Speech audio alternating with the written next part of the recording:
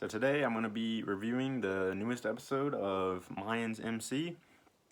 Um, Off the bat, I'll say this one did feel pretty slow because I guess it was. You got to have character building stuff in there for a good show, character drama, and yeah, absolutely very important. However, something I always felt like Sons did very well was always have that shit in there, but always add just a little piece of action or two, at least per episode. You know, and this one didn't really have that, and that's fine. But it's just something I'm putting out there because last episode was so action packed, and then I'm sure the finale will be absolutely awesome too. Tig's coming back from Sons of Anarchy, one of my favorite Sons of Anarchy characters, and one of the last, if not the last, Sons character to not make an appearance on Mayans. So I'm so happy that's happening. I don't know if it'll just be for the finale or into next season too, but either way, it's absolutely awesome. And yeah, that episode's gonna just be great. So who even if this one was slow, whatever, the next one will make up for it. Um, so yeah, okay, let's get into my notes here. I took while I was watching it. So let's see, we got the old prison guy threatening Easy. His old prison inmate threatening basically let me into the club, or I'm going to say that you were a rat and let people know, as if people don't already know.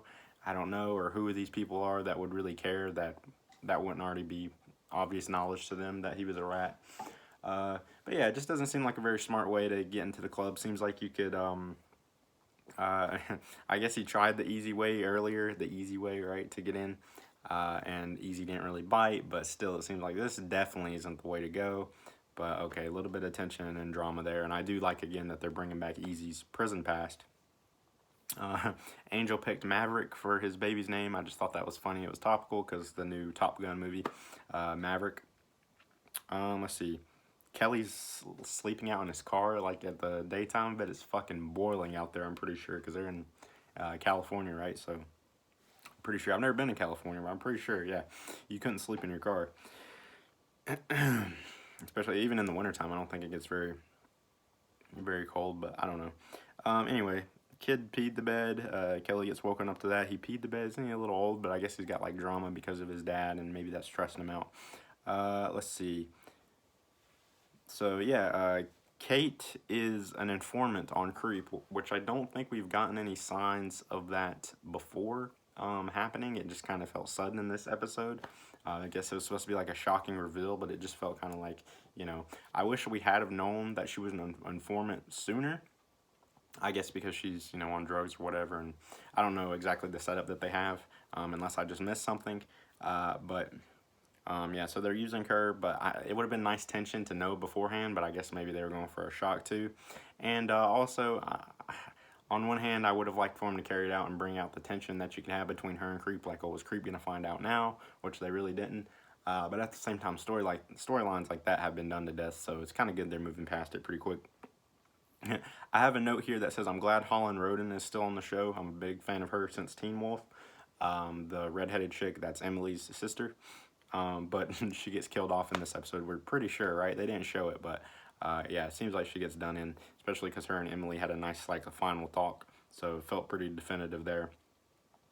Let's see. I missed the Meth Mountain guy, too, by the way. I don't think he got killed. J.R. Bourne or something is that actor's name. Speaking of, like, Teen Wolf actors, he was from Teen Wolf, too. So, yeah, the main leader of Meth Mountain. I don't remember if he died or not, but I was wanting him to stick around because I remember liking his character. But anyway, whenever the dwarf and Galindo, I'm sorry if that's not the right, little person, if you even have to call it something, whatever. I don't mean any offense, but whenever the dwarf walks in with Galindo, and Easy's like, what the fuck? I don't know. It was funny. I think he was supposed to be saying that at Galindo because he was surprised to see Galindo, but it came across like he was saying that about the dwarf, So just kind of a mismanaged scene scenario there, or just however you want to see that. Could be pretty messed up. I like Galindo's new arc that he's went through, though. Going to Mexico and getting humbled by this kid, seeing him as a good person, and seeing what, just the reckless violence in Mexico, how it had the side effects of getting the kid killed. And now Galindo's more of a, refined, level-headed cartel boss like Alvarez or something. It seems like he's out for peace. and just making it a business and not all those cartel theatrics. So I do like Galindo's character. I've always liked Galindo, but even more now.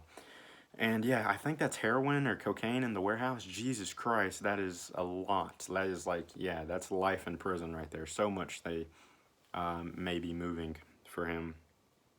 Um, and yeah, I'm glad Galindo's back in the main story. Angel and Nails get a scene together, which I was kind of like, what the fuck is the point of this other than to make Angel look more shitty? He's basically saying, sorry, everything, I hope everything's okay for you, pretty much, but knowing what we know, that everything worked out for Angel, he got a baby. And even telling Nails, like, oh, I just didn't want a baby, I was scared, and then go over there and have a baby and be happy about it and all that shit. I just don't get it. He just didn't want a baby with Nails, but with what's her name, it's fine. Angel's just a shitty character. I don't know what that scene was supposed to do for us, but just make you feel bad for Nails. Yeah, Angel's just shitty and selfish. Yeah. Um, okay. Bishop avoiding the grandma at the laundromat was funny. Funny as fuck whenever he sees her, because everybody's had a moment like that, right? When you're out in public and you recognize somebody that you don't want to like have to talk to. And you kind of just act like you didn't see him, or like, oh fuck, and get out of there. That was funny, and I do like her name's Maggie. I'm doing a pretty good job with character names this review. I usually don't to throw notes, but Maggie kind of talks shit back to Bishop for once, because Bishop's always steamrolling over some bitches and just being a real asshole. But Maggie can hold her own, and I think he kind of likes that, so that was nice. And let's see, because I do like Bishop to a degree. I sympathize with him losing his child and everything, but then to another degree, he spared Tanza, so he's got something nice there, but then they just can turn him into a real fucking asshole at times. But maybe he's drunk in those moments. He drinks a lot, so I don't know. Kind of iffy on Bishop. He's not totally unredeemable to me yet, is what I'm trying to say. Like Angel and Easy kind of are. Anyway. Okay, it took a while for Coco's daughter to go and identify him. She's just now doing this. It feels like it's been like at least like 2 weeks maybe, or long enough. But yeah, she identifies him. Taza, however you say it, is going nomad, which I forget what that is. They just don't belong to any charter, and they can get kind of picked off easy. Don't make as much money, I believe. They just kind of float around wherever. I believe that's what that is. I don't remember. It hasn't been talked about for a while. It's what Happy was, I remember, before he joined the Suns. So yeah, Easy is a real dick to Tanza whenever he quits. Like, just fucking asshole. Alvarez handles it more professional, but I didn't like Easy in that scene, nor did I understand. I think it would have made more sense for Tanza to quit like earlier, but I guess he had to close out his arc with Bishop, and now that that's closed out, now he's gone. But yeah, it just seemed like this would have made sense earlier in the season for him. It just felt kind of very sudden, but maybe we'll see him again, but I think it won't be till sometime next season for sure. Coco's daughter will probably stick to the show, even though I guess Hope left her. What a waste of a character there. Hope, they built her up, and now she's just gone. Maybe we'll see her next season. I don't know, maybe it's not what it seems, but yeah. But I think Coco's daughter will stick to the show only because Angel in real life is her husband. I didn't know that, but but yeah, so she'll probably stick to it just because he's just going to be on the show, I'm sure. Let's see, it was sad to see the pic that Angel had of her and his wallet too. So I like to see Bishop having fun on his date with the grandma chick later on. And Kelly, is he going to steal his best friend's girl? I don't know. It seems like that's what they're building to. We'll have to see.